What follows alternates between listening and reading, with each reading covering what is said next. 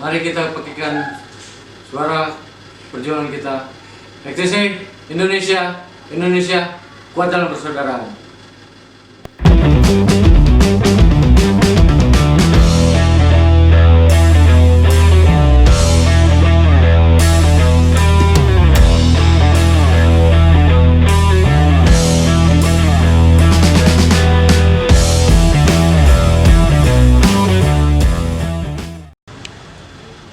Halo, kembali lagi di Roadrunner Podcast. Munas pertama kami 1 tahun kemarin terjadi Munas pertama selama 37 tahun umurnya. Berarti Saya sekarang fokus kepada pembenahan internal. pembenahan internal. Pembenahan internal dan pendidikan kepada adik-adik kita bagaimana sih berorganisasi ini. Oke. Karena saya lahir juga dari XTC, Iya. gitu. Tapi saya belajar Sekarang perihal tadi aplikasi XTC Indonesia. perihal aplikasi XTC Indonesia itu berawal dari inisiasi dari Ketua Umum Oke. Kang Doni Popot. Itu satu ibaratnya satu ruh lah sama saya Oke. dalam hal ingin mensejahterakan anggotanya. Melalui apa? Mungkin melalui era digital saat ini, era 4.0, kita Iya. melalui aplikasi. Gitu. Ini real anggota kita kah atau bukan? Gitu kan? Karena kami juga mohon maaf kepada masyarakat umum kan gitu. Walaupun XTC sekarang saat ini belum menjadi ormas, ya ada juga adik-adik kami yang belum paham berorganisasi, masih seperti budaya lama. Oke.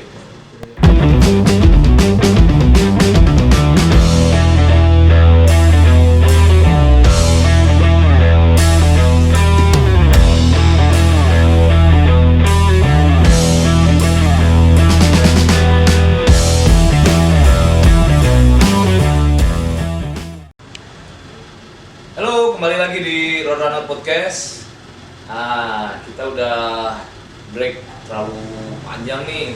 Terakhir kita ngobrol dengan perwakilan dari Disub Kota Bandung perihal sepeda dan regulasinya. Nah, sekarang kita dengan narasumber spesial nih dari salah satu organisasi terbesar di Indonesia yang memang notabene-nya ini berasal dari Kota Bandung.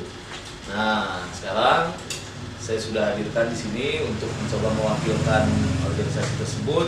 Kita akan ngobrol-ngobrol tentang organisasi ini dari awal berdiri sampai sekarang. Nanti lebih lengkapnya dijelasin sama brother kita. Silakan bro, silakan.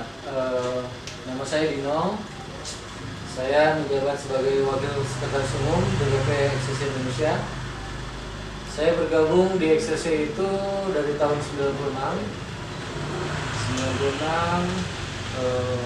Ada namanya budaya kita ospekan ya dalam hal pembenahan dan mengenalkan diri lah apa itu XTC sebenarnya. Dulu kami disebut geng motor yang notabene adalah sebagai perusahaan masyarakat ya. Tapi kami sudah bertransformasi menjadi organisasi masyarakat. Sejarah XTC sendiri kalau bisa diangkat oleh saya, tahu saya, ayahanda kami itu ada empat bintang. Itu adalah Mas Bon, Ivan Rifki Kabira, Kang Cum, Kang Zipong, dan Kang Uam almarhum. Beliau berangkat dari anak sepeda bro. Awalnya dari sepeda. Bersepeda. Dari sepeda. SD ke SMP dia baru bermain motor. Oke. Dari 4 orang itu bertambah sampailah dengan sekarang ini. Kami sekarang sudah ada di 18 provinsi dan 40 kabupaten kota se-Indonesia. Alhamdulillah. Luar biasa. Dan Munas pertama kami 1 tahun kemarin terjadi Munas pertama selama 37 tahun umurnya. Berarti XTC itu sekarang 37 tahun. Alhamdulillah bisa bertahan, bisa ibaratnya bisa berkolaborasi dengan siapapun juga. Iya. Termasuk dengan brother, dengan pemerintah, dengan masyarakat, ya kan, dengan buat resah dulu, Ya. tapi kami ingin merubah semuanya itu. Kami punya program ingin membuka kerangka berpikir adik-adik bagaimana sih berorganisasi yang benar. Ya. Karena harapan saya adik-adik saya itu adalah pemimpin masa depan. Penerus ya. Betul. Nanti kita bongkar di segmen kedua, Oke. hal program-program. Nah, tadi bicara usia EKTC Indonesia ini sudah berijak di usia 37 tahun. Ya. Udah bukan usia yang masih seumur jagung 37 tahun ya bro. Nah, dari dulu pertama berdiri sampai sekarang banyak transisi, banyak perubahan, banyak yang dilakukan. Pasti akan ada kendala, sangat ada kendala. Nah, kita bicara kalau untuk masalah kendala mungkin itu pada umumnya, tapi kita bicara sekarang menyikapi si kendala ini untuk menjadi lebih baik sampai detik sekarang ini seperti apa bro? Saya sekarang fokus kepada pembenahan internal. Pembenahan internal. Pembenahan internal dan pendidikan kepada adik-adik kita bagaimana sih berorganisasi yang benar. Oke. Karena saya lahir juga dari XTC, Iya. gitu. Tapi saya belajar dari organisasi lain. Oke. Nah, sehingga apa yang ilmu saya dapatkan saya terapkan di XTC. Oke. Karena XTC ini terus terang bagi saya seksi sekali gitu. Kami punya masa yang cukup lumayan besar di Indonesia dan cukup juga dihargai oleh pemerintah dan segala macam hal. Tentunya juga kita punya harapan-harapan besar gitu kan. Misalnya terkait kedekatan dengan pemerintah, kami ingin bahwa pembinaan secara konkret gitu. Secara konkret. Gitu aja sih. Terus harapan saya ke depan bahwa ketika kita duduk di Dewan Pimpinan Pusat XTC saat ini bisa menjadikan contoh, Ya. contoh ormas-ormas lain yang berbeda dengan kami. Dulu ormas lain itu dia ada rumahnya, Ya. cari masanya susah. Ya. Tapi kami masanya ada, rumahnya baru kami bangun. Nah, dalam hal ini kami dalam hal penataan, penataan rumah tangga lah gitu, seperti itu, agar bagaimana sih berorganisasinya. Oke. Gitu, brother. Boleh sampein ngerokok kok? Sikat. Ya. Nah. Iya, santai aja. Sekarang EKTC kepanjangan dari apa bro? Kalau kita itu dulu sebenarnya agak miring ya. Oke. Kita Excel to creativity aja deh. Excel to creativity. Ya. Walaupun sebelumnya ada bahasa yang kurang saya utarakan lah di sini. Oke. Jadi Excel to creativity kita apa sih kreativitas di XTC itu? Iya. Sedangkan kami itu kader itu dari tingkat SMP bahkan SD. SD pun ada gitu. SD, SMP, SMA, kuliah gitu kan sampai dengan jenjang sampai tua. Masih setia gitu mendampingi kami semua. Oke. Nah, sekarang berarti dengan pembenahan organisasi, dengan pematangan tadi semua, otomatis kader-kader tadi yang adik-adik ini dipersiapkan secara matang dari segi kreativitasnya. Nah, sekarang untuk kreativitas yang bisa diangkat sekarang apa kira-kira bro? Untuk saat ini kita lihat saat ini. Oke. Kalau kreativitas saat ini adalah kami awalnya bergerak di bidang otomotif. Kami banyak melahirkan pembalap-pembalap yang luar biasa. Oke. Kedua, kami punya sektor UMKM gitu. Ada sektor UMKM-nya. Sektor UMKM. Ketiga, kita punya program Dewan Pimpinan Pusat ini mensejahterakan anggota. Mensejahterakan anggota. Ya. Oke. Kami punya aplikasi bro.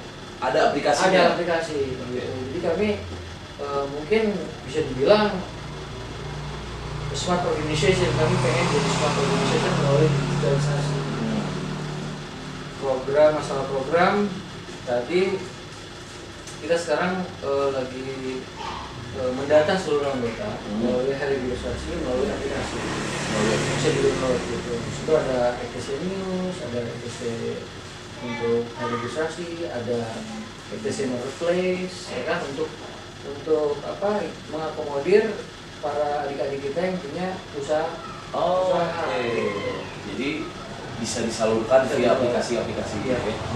Ini jauh lebih matang lagi berarti ya persiapannya, dan memang untuk mengolah ini semua kan bukan waktu sebentar dan bukan hal yang gampang ya. Betul. Nah, nanti kita bongkar di segmen kedua.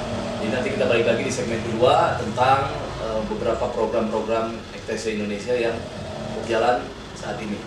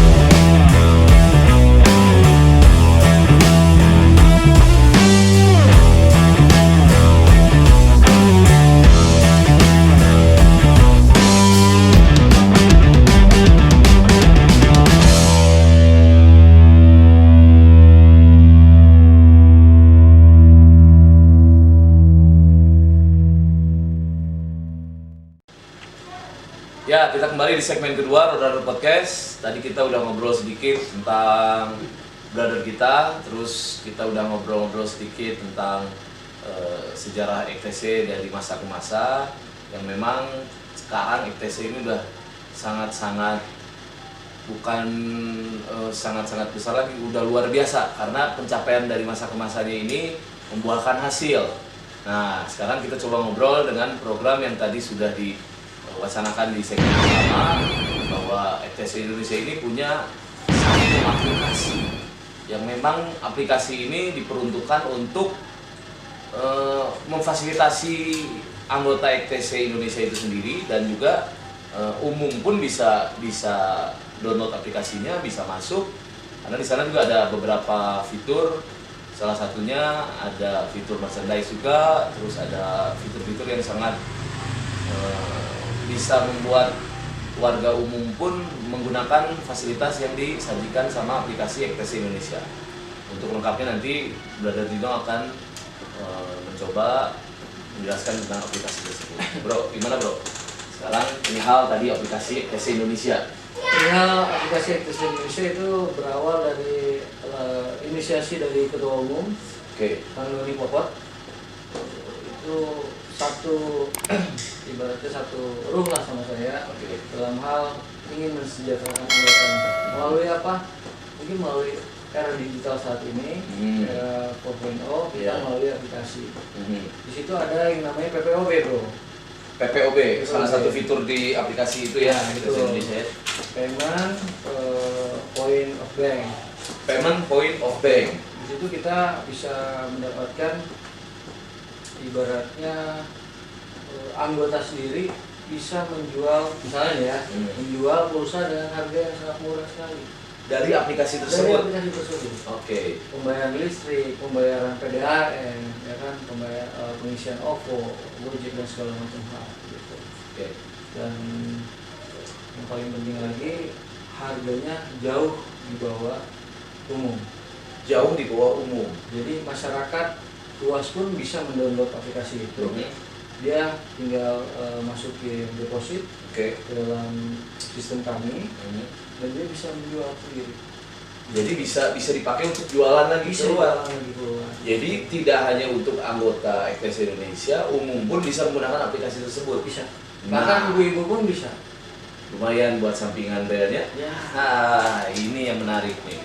Jadi dari masa ke masa yang tadi saya sudah bicarakan, ya sekarang ini adalah bukan suatu puncak, tapi suatu pencapaian terbesar untuk memfasilitasi keluarga umum mungkin ya. Keluarga umum dan keluarga FTC itu yang paling utama untuk di warga FTC Indonesia sendiri.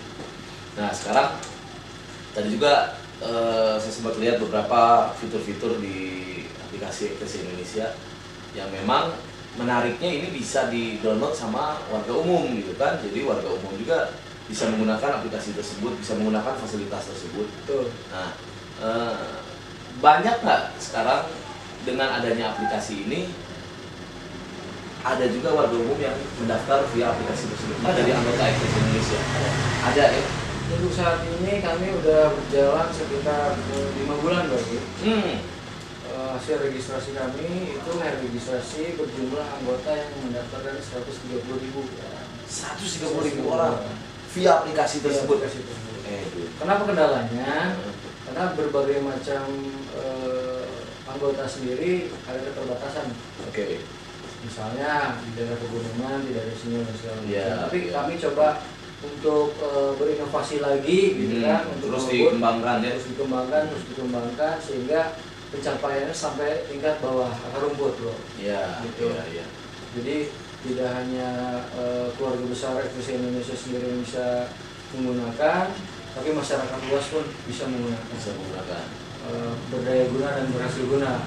Harapan kami seperti itu, seperti apa yang diucapkan ketum kami, visi misi dan programnya, mensejahterakan anggota, keluarga dan masyarakat luas. Oke. Gitu.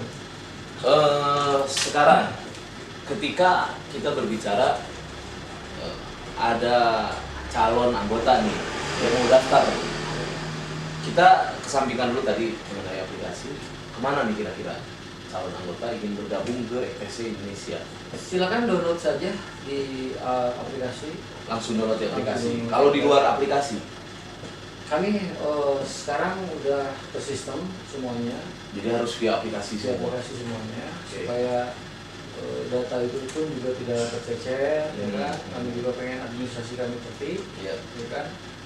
Yang mana anggota, yang mana bukan, dan segala macam. Kami ada screening, proses screening, gitu. Apakah benar dia anggota dari kami atau bukan? Jika tidak masuk screening, ya kami coret. Itu lebih memudahkan lagi untuk melacak, gitu ya. Betul.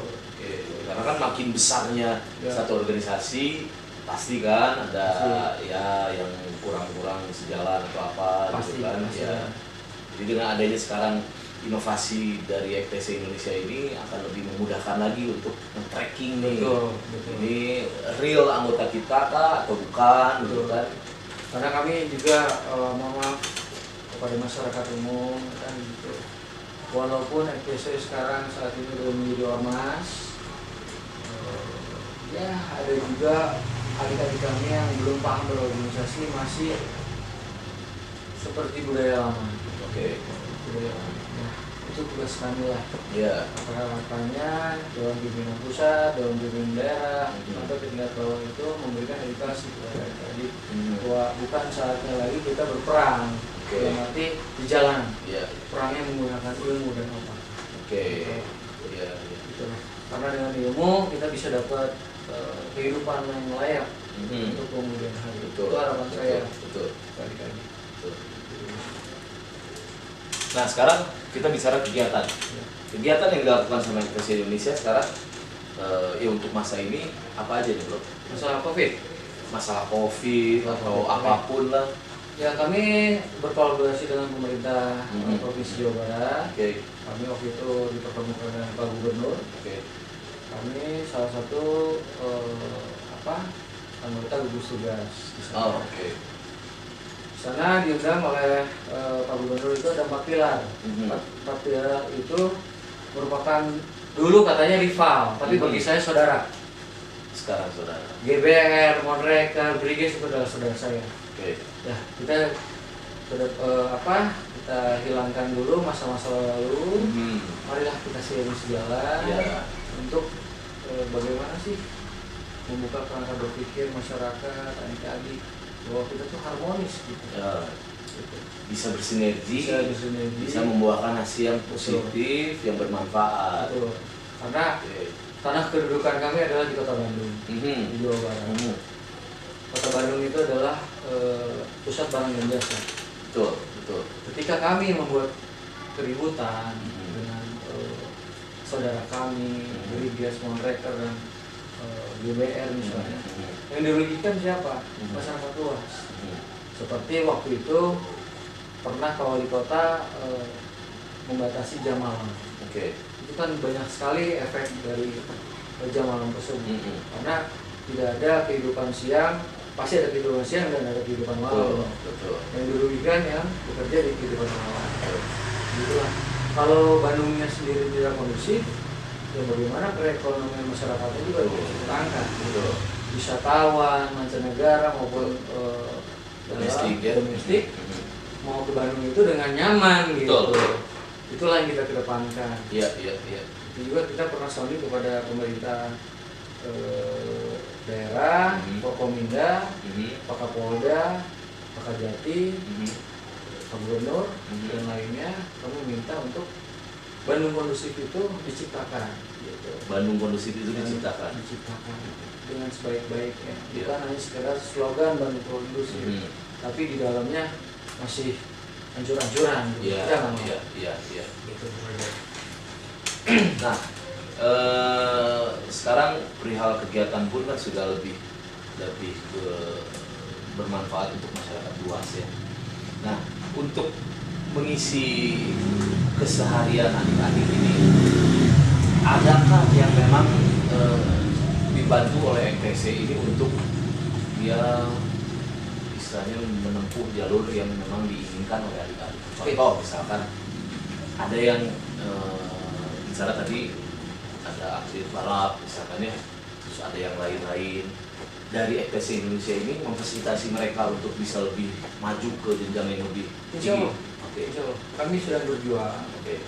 Pertama kami fokus di dunia pendidikan, brother. Untuk saat ini fokus di dunia pendidikan. Fokus di dunia pendidikan. Karena adik-adik kami terus terang saya sedih. Saya ke bawah, turun ke bawah, ada yang putus sekolah dari tingkat SD, SMP, SMA. Bahkan yang berprestasi pun dia tidak dapat melanjutkan jenjang sekolah yang lebih tinggi lagi. Nah, dengan ini saya meminta kepada Pak Gubernur waktu itu bahwa kami FTC itu tidak punya program banyak, Pak. Kami hanya minta pendidikan untuk adik-adik kami yang putus sekolah. Alhamdulillah kemarin saya kolaborasi dengan KNPI yang saudara Rio, ketuanya, Ketua Provinsi Jawa Barat, KNPI Provinsi Jawa Barat. Memang ada program di sana. Alhamdulillah kita bisa masukin adik-adik kita yang tidak beruntung tersebut melalui paket A, paket B, paket C dan S1 beasiswa. S1 beasiswa. Alhamdulillah.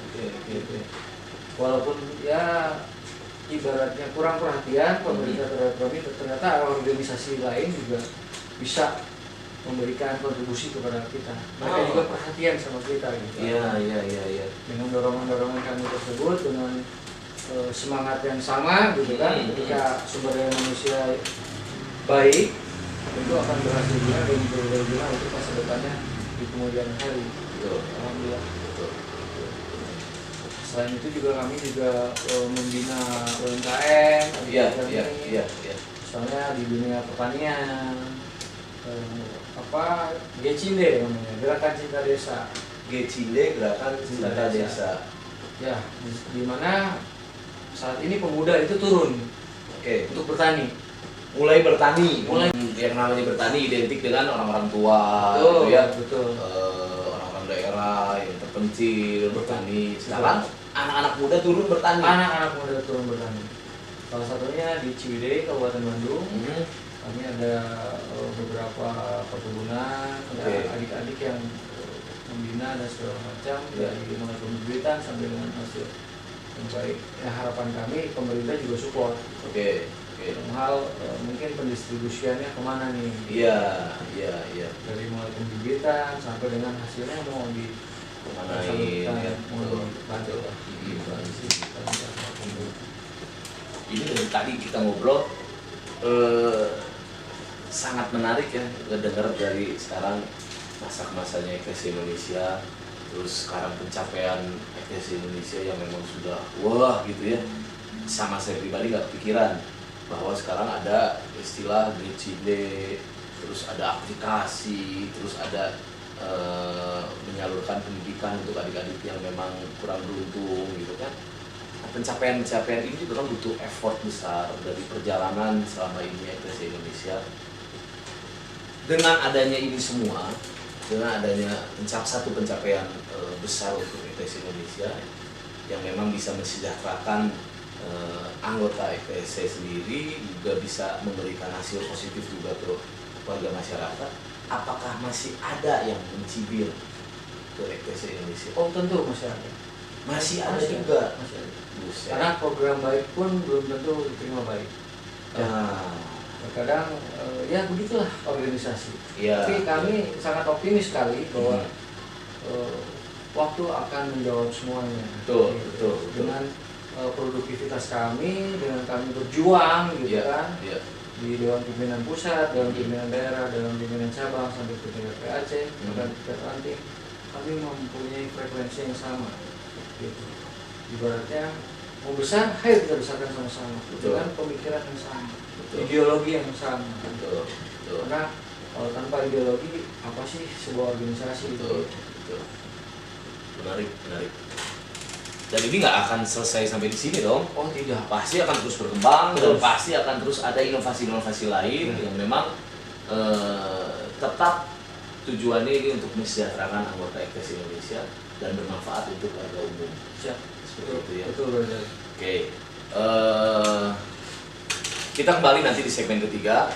Untuk segmen kedua ini saya rasa sudah sangat cukup untuk menyimpulkan bahwa berorganisasi itu semua butuh proses, semua butuh waktu, dan tidak seinstan membalikan telapak tangan. Dengan perjalanan ini tetap sebuah organisasi butuh dukungan positif, dukungan full dari adanya pemerintahan. Karena dengan adanya perhatian, atensi, dan dukungan dari pemerintah itu bisa membantu untuk memanjangkan lagi satu pencapaian, satu tujuan organisasi tersebut untuk bisa lebih besar, untuk bisa lebih bermanfaat. Dan istilahnya sekarang segala sesuatu oke, lamun dikerjakan bebarengan, lamun didukung bebarengan, pasti satu pencapaian besar ini akan didapat secara cepat. Nah, nanti kita kembali di segmen ketiga, kita akan ngobrol dan kita akan memberikan sarana untuk Brother Dino ini tentang kesan dan pesan untuk semuanya, warga umum, bahkan anggota EKS Indonesia sendiri. Kita kembali di segmen ketiga.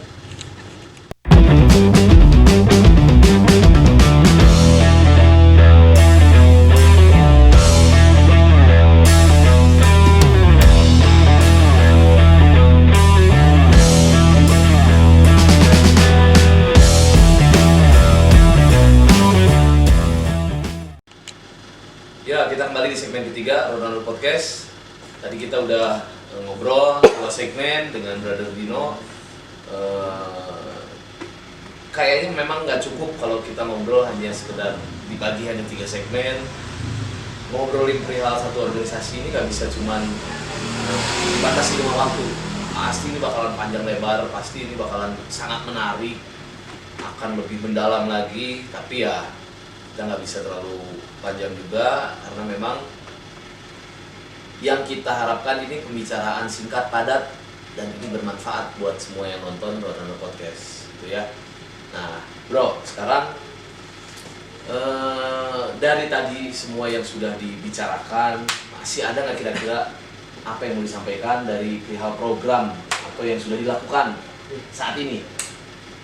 Oh, saat ini Apa mau di bidang sosial kah atau apa mungkin? dalam sosial kemasyarakatan kami banyak membuat kegiatan. Pasti kan. Ya, tanpa diperintah pun Oke. adik-adik kami sadar akan harusnya dilakukan kegiatan tersebut dengan dana mandiri. Dengan dana mandiri. Dana mandiri. Oke. Non sponsor ya, boleh. Non sponsor. Dalam arti itulah kesadaran adik-adik kami, para pengurus dan yang cinta terhadap FTC itu apa ya, menstimulan masyarakat juga gitu lah, agar berbuat banyak lah kepada masyarakat. Betul. Apalagi dalam kondisi seperti ini banyak kerugian masyarakat dalam sisi perekonomian. Itu berdampak besar. Ya. Kemiskinan juga bertambah, Betul. kan, gitu. Pengangguran juga bertambah. Betul. Nah, solusinya apa? Gitu. Seharusnya di sini ada solusi dari pemerintah. Iya. Iya. Itu saya pelajari Undang-Undang Nomor 2 Tahun 2020 terkait Perpu Nomor 1 Tahun 2020 tentang kebijakan keuangan negara terkait COVID-19 ini, diatur bahwa kebijakan tersebut untuk masyarakat luas. Oke. Kami ingin dong diikut sertakan dalam hal pengawasan, pendistribusian, Ya. terkait pelaksanaan penyelenggaraan pemerintah yang diatur dalam undang-undang. Oke. Ya. Karena kami juga sebagai fungsi kontrol sosial di sini, jangan sampai anggaran negara ini yang cukup besar tidak tepat sasaran. Nah, Gitu. Jadi ya ETC bukan sekedar hanya ingin mencari apa ibaratnya mencari nama atau apa. Iya. Nama pun udah di luar sana juga udah cukup. Betul. Betul. Tinggal kita kembalikan kepada masyarakat, apakah masyarakat masih menerima kami gitu Iya, sebagai iya. organisasi yang dari gangster, jangan gangster dulu untuk masih ke organisasi masyarakat Betul. dengan tujuan yang lebih baik lagi. Terus yang kedua juga terkait COVID, kita banyak sekali melakukan penyemprotan di seluruh lini, seluruh Indonesia. Seluruh Indonesia. Masjid, tempat pendidikan, Yeah. dan fasilitas-fasilitas umum lainnya. Dan kita pernah membuat steril box khusus. Dibuat dari EKTC ETC Indonesia. Indonesia dana mandiri. Dana mandiri. Luar biasa. Contohnya ada di Masjid Agung, Masjid Agung Bandung nih. Bandung. Oke. Kita memberikan contoh ke pemerintah bahwa ini loh ETC, warnanya sekarang tuh warnanya berbeda. Betul. Tolong terima kami, gitu. Tolong bina kami. Betul. Ya kan? Kami bukan sekedar organisasi kemasyarakatan yang pinta-pinta, tidak. Ya. Tapi kami udah berbuat banyak untuk masyarakat. Tinggal pemerintah, bagaimana cara membina kami? Betul. Itu aja sih harapan kami dalam isi pembinaan dan ya kontribusi pemerintah terhadap masyarakat itu seperti apa. Iya. Yang tepat sasaran itu tadi. Iya. Oke. Bro, tadi saya sudah sempat bilang bahwa kondisi obrolan kita nggak cukup cuma menjadi podcast, pasti ini butuh waktu panjang gitu kan. Banyak. Satu buku juga belum beres, bro. Satu buku juga belum beres. Nah, sedikit mengenai buku EKTC Indonesia sudah menerbitkan buku. Sudah. Profil EKTC Indonesia Sudah ada. sudah dibukukan. Sudah dulu. Ada di Gramedia. Ada di Gramedia. Ada di Gramedia. Edan. Tinggal dibeli, ya kan? Itu salah satu juga pundi-pundi kami juga untuk kas Ya. untuk organisasi dan juga untuk masyarakat luas. Disitulah dana mandirinya. Dana mandiri itu dari situ. Betul. Oke. Nah, sayang nih kita nggak bisa panjang lebar bro. Sebelum kita tutup di segmen ketiga atau segmen terakhir, ada kesan dan pesan yang mau disampaikan buat para penonton Rodan Podcast atau bahkan untuk anggota EKTC Indonesia sendiri? Mangga, silakan. Oke, pertama saya ke masyarakat umum, tolong berikan maaf kepada kami Oke. atas dosa-dosa kami yang lama, gitu kan. Ibaratnya dibilang raja jalanan juga bukan, gitu kan. Tapi pembuat honor juga iya. Ya. Kami ingin mengikis stigma itu. Iya. Tolong percayakan kepada kami, Iya. kepada kepengurusan yang dipimpin oleh Ketua Umum kami, Doni Akbar. EKTC punya warna yang berbeda. EKTC ingin berbuat banyak lagi untuk masyarakat luas. Iya. Dan kedua, untuk adik-adik saya, para pengurus, dan para pelajar dan segala macam yang ada di keluarga besar EKTC Indonesia secara keseluruhan. Saya ingin mereka itu banyak belajar. Bukalah kerangka berpikir seluas-luasnya. Oke. Jangan pernah berhenti untuk belajar. Jangan Karena berhenti sampai belajar. dengan saat ini saya masih belajar dan terus belajar dan ingin terus belajar. Iya. Itu pesan buat saya nggak panjang lebar. Mungkin pesan saya bisa sampai kepada adik-adik maupun pengurus lainnya. Ayo kita tunjukkan bahwa kita tuh organisasi masyarakat yang berbeda. Iya. Itu aja mungkin bro. Oke. Thank you, Brother Dilo. Salam selalu untuk rekan-rekan EKTC Indonesia. Sukses selalu dengan program-program yang sudah dibangun. Semoga si pencapaian terbesar untuk EKTC Indonesia ini bisa tercapai tanpa ada kendala. Salam untuk semua EKTC Indonesia. Ya, untuk Roadrunner Podcast kali ini kita tutup. Mungkin ini bisa membantu membuka wawasan atau menambah wawasan untuk para penonton Roadrunner Podcast bahwa organisasi EKTC Indonesia ini dari awal berdiri tahun 1982 sampai detik ini sudah banyak perubahan dan sudah memakai warna baru. Istilah memakai warna baru ini satu hal yang memang satu pencapaian terbesar dengan berbagai macam kendala, cibiran dan lain-lain menjadikan satu organisasi EKTC Indonesia ini seperti sekarang. Jadi untuk yang nonton Roadrunner Podcast, ingat segala sesuatu jangan dilihat selalu ke belakang, segala sesuatu jangan dilihat secara instan, segala sesuatu ini harus dicerna dulu, dipikir, ditelusuri, baru bisa dikeluarkan asumsi rekan-rekan semua. Jadi untuk EKTC Indonesia semoga ke depan makin jaya, makin membuka lagi pola pikir seluruh anggota EKTC Indonesia. Dengan pencapaian sekarang ini bukan satu hasil yang berhenti di sini, ini akan terus berkembang, terus besar, akan terus bermanfaat untuk warga di Indonesia khususnya di Kota Bandung.